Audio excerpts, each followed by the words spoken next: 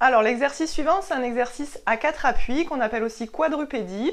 Donc je vais laisser Élise se placer au sol tranquillement. Ressentir que ses genoux avancent un petit peu, soit à l'aplomb de ses hanches, et exactement pareil entre les épaules et les poignets. On fixe les omoplates, on n'hésite pas à allonger un petit peu le sacrum s'il y a besoin au niveau des lombaires. Cet exercice-là va vous faire travailler et le dos et la sangle abdominale. Donc c'est assez complet. Sur les respirations, à l'inspire, simplement les côtes qui s'ouvrent. Lors de l'expire, on aspire le nombril, on serre le périnée et la main se détache du sol et s'allonge, voilà, sans rien bouger à la position.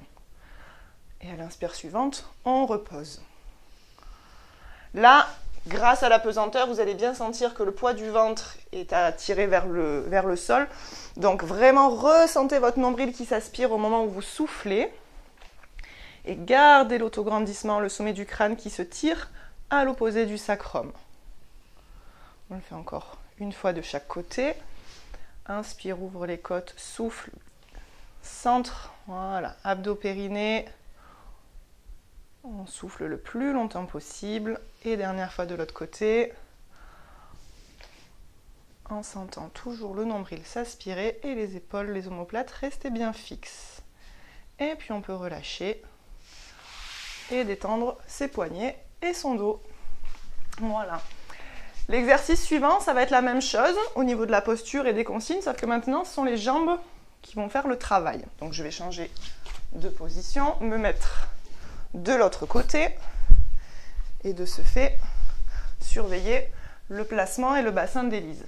Donc les respirations sont les mêmes. Inspire, ouvre la cage thoracique, souffle, engage les abdos, le périnée et glisse la jambe au sol. Garde les orteils en contact avec le sol. On ramène à l'inspire et on souffle, seconde jambe. Voilà. Toujours en étant bien solide dans ses omoplates, on repousse le sol. On le fait une dernière fois de chaque côté avec la variante un peu plus difficile où cette fois-ci vos orteils vont décoller du sol. Voilà. Pas très haut pour ne pas changer la courbure des lombaires. Et dernière fois, de l'autre côté, en sentant toujours la posture et l'engagement. Lorsque le genou est revenu, on relâche et on décontracte. Voilà, on termine l'exercice par l'évolution la plus importante, la plus difficile à faire si vous vous sentez, on va dire, capable et si vous avez l'habitude déjà de travailler avec certains exercices physiques comme ça. Je laisse Élise se replacer. Donc la même position de départ, les hanches et les genoux et les épaules, poignets alignés, le placement des omoplates, l'autograndissement. Cette fois-ci, Élise, à l'expiration, va allonger la jambe et le bras opposé de façon à chercher une espèce de gainage, d'équilibre à retrouver pendant tout le temps de l'expiration. À l'inspire, on repose. On prend le temps d'inspirer tranquillement, souffler, centrer, abdos, périnée et ensuite on démarre. Gardez bien vos appuis au sol, repoussez-les, ancrez-vous. Dernière fois de chaque côté. On sent le nombril qui s'aspire, le périnée qui s'engage.